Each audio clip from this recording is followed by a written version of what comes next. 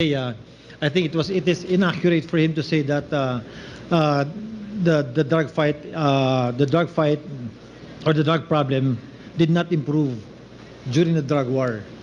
I can say that in my city, when I was mayor, nag-improve yung nag-improve yung situation namin during the drug war because yung police namin nagtrabaho talaga sila.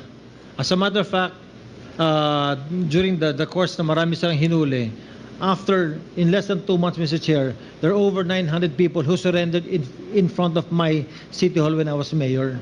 Why? Because natatakot ho sila na mamatay and they surrendered. And because of that, the drug problem in Ormoc City bumaba talaga. So, it is not accurate that the Director General said na hindi nag-improve ang